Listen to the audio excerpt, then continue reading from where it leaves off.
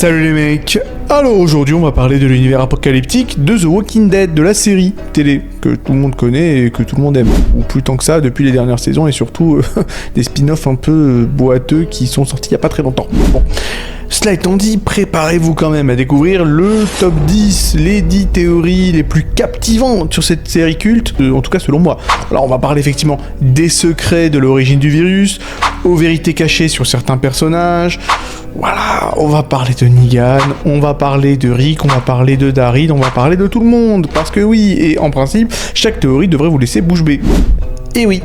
Donc, sans plus attendre, c'est parti pour une plongée dans l'horreur et le suspense de The Walking Dead avec le top 10 des meilleures théories de The Walking Dead.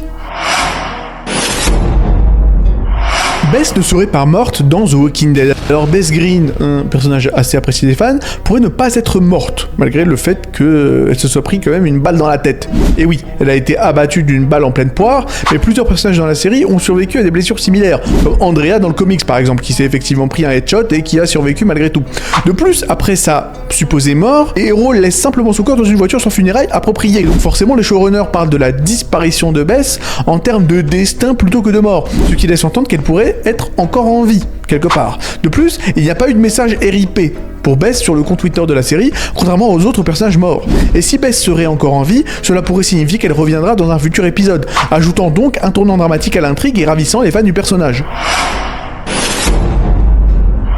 Jadis de The Walking Dead serait une ancienne du Terminus. Alors jadis, oui, la leader du groupe des Scavengers pourrait bien être une ancienne du Terminus, parce que oui, les similarités entre son modus operandi et celui des habitants du Terminus sont assez frappants. D'autant plus que, comme eux, elle ne demande jamais de vivre, seulement des armes. De plus, les habitants du Terminus avaient un hélicoptère, et un hélicoptère est également visible près du camp de Jadis. Coïncidence, je ne crois pas.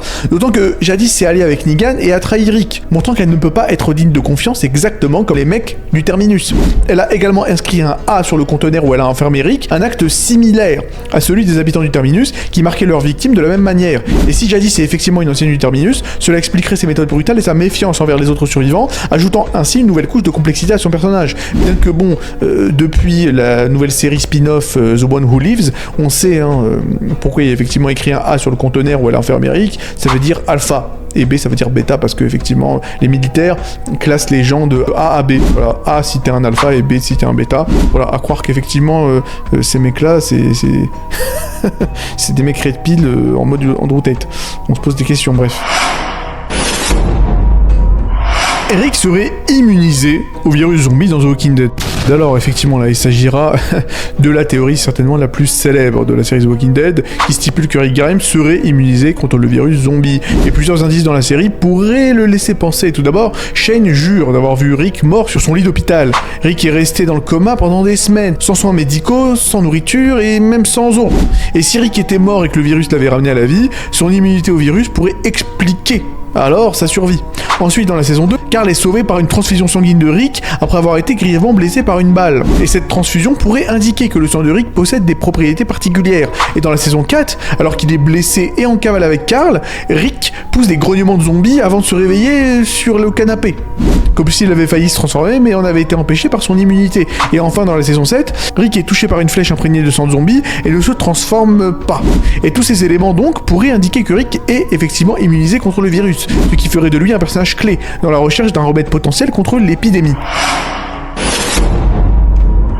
Le virus zombie dans The Walking Dead serait d'origine extraterrestre. Donc il s'agira d'une autre théorie extrêmement intrigante qui stipule que le virus zombie dans The Walking Dead serait d'origine extraterrestre. Et si l'on considère que l'une des seules façons de débarrasser la Terre de l'humanité sans pour autant la détruire complètement, ce serait quand même de provoquer une pandémie zombie. C'est donc une théorie qui prendrait tout son sens. D'autant plus que le comic spin-off The Alien, qui met en scène Jeff Grimes, donc le frère de Rick, en Espagne durant la pandémie zombie. Et donc ça renforce cette idée. Bien qu'aucun extraterrestre ne soit montré dans ce comic, bon, le titre suggère à lui seul une connexion possible. D'autant que les extraterrestres auraient pu utiliser le virus pour anéantir l'humanité sans provoquer une guerre nucléaire, et donc forcément laissant ainsi la planète intacte. Cette théorie ajouterait donc une dimension de science-fiction à l'univers de The Walking Dead, suggérant que l'apocalypse zombie serait donc le résultat d'une intervention extraterrestre visant à purger la Terre de ses habitants humains.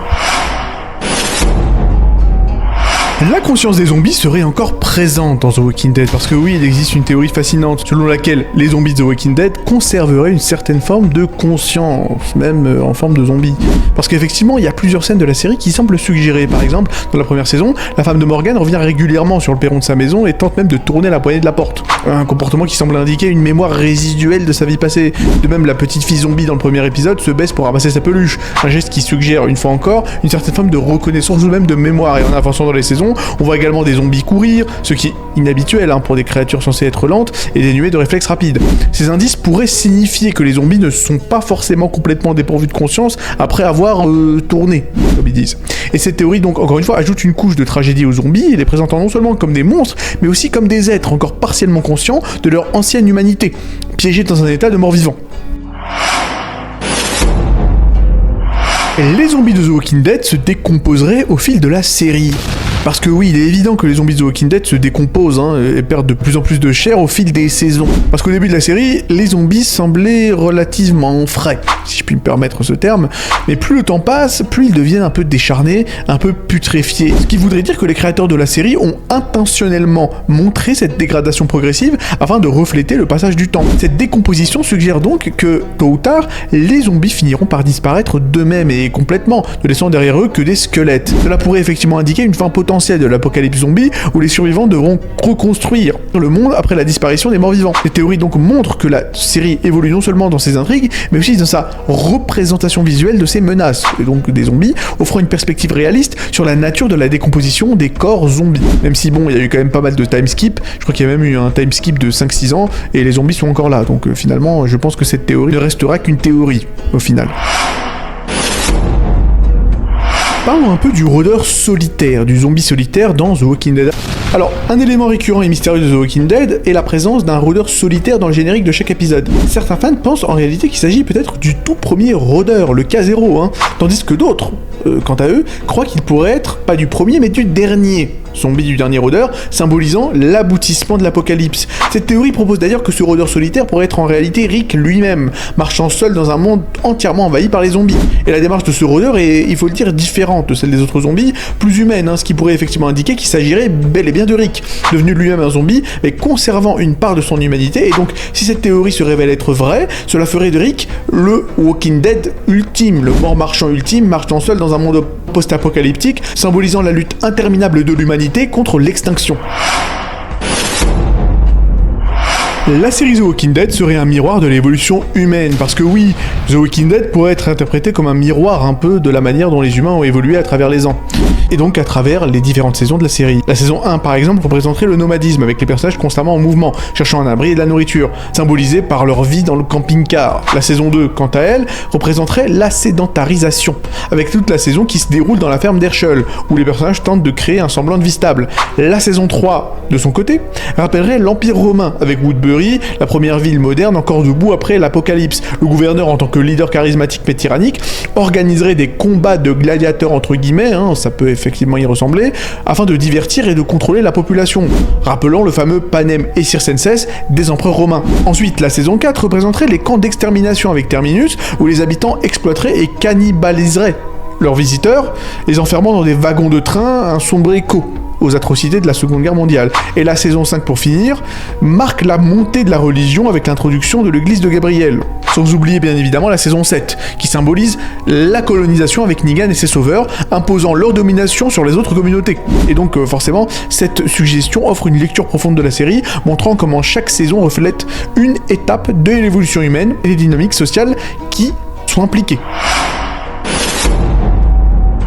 Les chuchoteurs de The Walking Dead sont là depuis le début de la série. Et oui, là il s'agit encore une fois d'une théorie captivante qui propose effectivement que les chuchoteurs, introduits plus tard dans la série et dans le comics d'ailleurs, sont en réalité présents depuis le début. Morgan mentionne avoir vu des gens portant des masques de mort, ce qui pourrait être une référence forcément aux chuchoteurs, puisque les chuchoteurs, pour ceux qui ne le savent pas, sont des gens qui se déguisent en zombies, en portant effectivement des peaux de zombies, ce qui leur permet de survivre dans des hordes immenses de zombies, donc ça leur permet effectivement de s'adapter. Donc par exemple, exemple, le rôdeur solitaire du générique, dont on a déjà parlé, pourrait également être un chuchoteur, se déplaçant parmi les zombies sans être détecté. Et autre exemple, Huth, un personnage qui disparaît mystérieusement après avoir accompagné Tara, pourrait avoir aussi été capturé par les chuchoteurs, puisque la seule chose que Tara trouve de lui après sa disparition, c'est une carte avec l'inscription PPP, qui est donc un terme musical signifiant chuchotement. Cette théorie suggère alors que les chuchoteurs ont toujours été en arrière-plan, un peu dans l'ombre, observant et manipulant les événements sans que les autres personnages ne s'en rendent compte, ajoutant encore une fois une nouvelle dimension de menace à l'univers de Walking Dead. Alors voilà, la vidéo est terminée en espérant qu'elle vous ait plu. N'oubliez pas de vous abonner pour encourager la chaîne. Et si vous voulez effectivement, d'aventure, me soutenir davantage, jetez un œil à nos t-shirts et mugs disponibles dans la boutique. Vous pouvez aussi effectivement faire un petit don via PayPal afin de soutenir financièrement la chaîne car elle en a grand besoin. Voilà, petit coup de Patreon, petit coup de PDF si vous voulez effectivement vous jeter dans l'aventure YouTube. Bref, quoi qu'il en soit, prenez soin de vous et à la prochaine.